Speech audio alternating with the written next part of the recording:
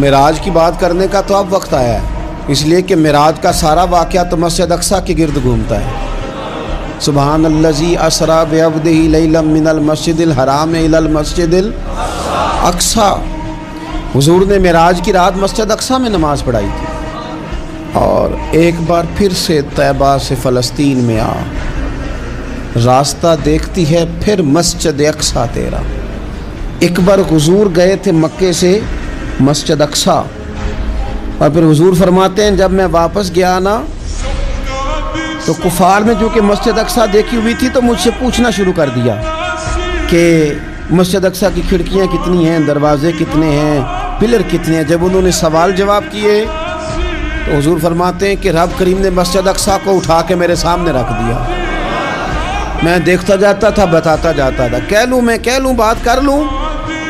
ایک دفعہ حضور مکے سے مسجد اقصیٰ آئے، اور ایک دفعہ مسجد اقصیٰ میرے نبی کی زیارت کے لیے مکے گئی، حضور کی زیارت کے لیے مکہ شریف گئی۔ اور میرے نبی تو صرف کسی چیز کی طرف ایک دفعہ دیکھ لیں تو وہ رحمت کے پھول کھلتے ہیں۔ مسجد اقصیٰ کی طرف منہ کر کے 17 مہینے میرے نبی نے نماز پڑھی ہے۔ مسلمانوں پتہ ہی کوئی نہیں، ہماری خبریں ہی اور ہیں، ہمارا درد ہی اور ہے، ہمیں پتہ ہی نہیں بم کہاں برس رہے ہیں، ہمیں یہ خبر ہی نہیں۔ اور میں اس دور میں تقریریں کر رہا ہوں جہاں سوتوں کو جگانا نہیں پڑتا، جاگتوں کو جگانا پڑتا ہے۔ سیانے لوگوں کو سمجھانا ہمارے ذمہ لگ گیا، کیا کرے؟ اس قوم کو سکھانا پڑتا ہے جسے پتہ سارا ہے، لیکن جان بوجھ کے آنکھیں ہماری بند ہیں۔ یہ مولوی کو بات کرتا تو لوگ کہتے دیکھو مولوی گالی دیتا ہے، لیکن اگر قائد اعظم محمد علی جناح کہے کہ اسرائیل امریکہ کی ناجائز اولاد ہے تو پھر تو تمہیں ہضم کر لینا چاہیے نا، پھر تو لیبرل کو بھی ہضم ہونا چاہیے نا کہ قائد اعظم نے کہا ہے، اور اس ناجائز بچے کو تم نے اتنی طاقتیں دے دی کہ وہ مسلمانوں کے قبلہ اول میں نماز پڑھنے والوں کو بھی نہ بخشے۔ کہاں گئی تمہاری وہ انسانی حقوق کی بڑی بڑی تنظیمیں، کدھر گئی؟ اور میرا پاکستانی میڈیا سے بھی سوال ہے، چند دن پہلے سیالکوٹ میں ایک واقعہ ہوا، ناانصافی ہو گئی جی، ناانصافی ہو گئی جی ایک بی بی کے ساتھ۔ ہر بندے نے شور مچایا، بڑے بڑے طوفان اٹھتے ہیں، کیوں ہوا جی کیوں ہوا؟ مسجد اقصیٰ کی توہین ہو گئی تو پھر طوفان کیوں نہیں اٹھا؟ ٹاک شو کیوں نہیں ہوئے؟ بحثیں کیوں نہیں ہوئی؟